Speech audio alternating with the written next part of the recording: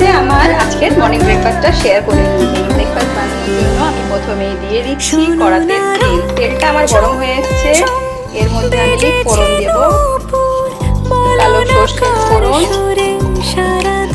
শুধু কালো সর্ষের না, তার মধ্যে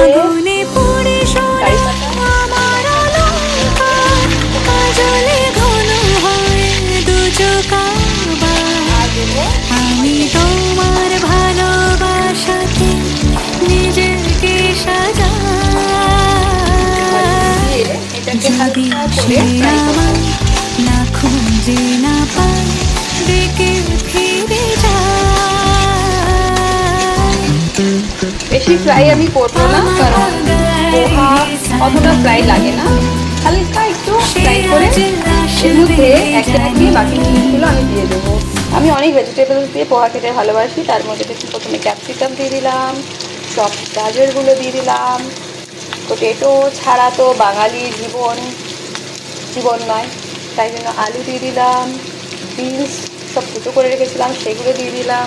এবার এগুলোকে হালকা করে ফ্রাই করতে হবে।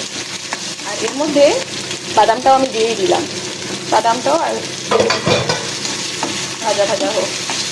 আমি ইউজ করেছি পিঁয়াজ, ক্রাশ করেও দেওয়া যায়, একটুখানি গুঁড়ো করে দিলেও ভালো লাগে, বাট আমার মনে হলো একটুখানি গোটা গোটাই থাক, তাই জন্য আমি গোটা গোটাই রেখে দিলাম। আর দিয়ে দেবো আমি, যাতে সবজির মধ্যে নুনটা ভালো করে যায়, তাই দিয়ে দিলাম সল্ট। আর এটাকে ভালো করে ফ্রাই করি। একটু ভাজা ভাজা হলে অল্প পরিমাণে হলুদ আমি এর মধ্যে দিয়ে দেবো, যাতে একটু হলুদ হলুদ কালারটা হয়। অল্প একটু হলুদ দিয়ে আবার এটাকে ভালো করে ফ্রাই করব। দেখুন সবজিগুলো ফ্রাই হয়ে আসছে, খুবই টেস্টি লাগে, ট্রাই করতে পারেন। আর খুব একটা হেলদি অপশান এটা, ব্রেকফাস্টের জন্য একটা হেলদি অপশান যদি খোঁজেন তাহলে পোহা হতেই পারে। আর এটা অনেকক্ষণ আমাদের পেটটা ভরিয়ে রাখে।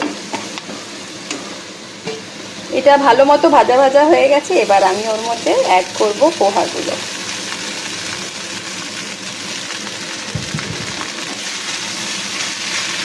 এবারে এটাকে একটা ভালো মিক্স দিতে হবে আমাকে।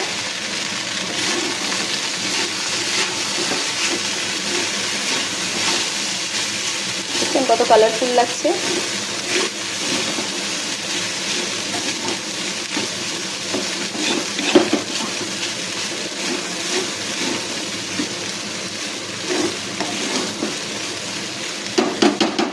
এটা অলমোস্ট ডান।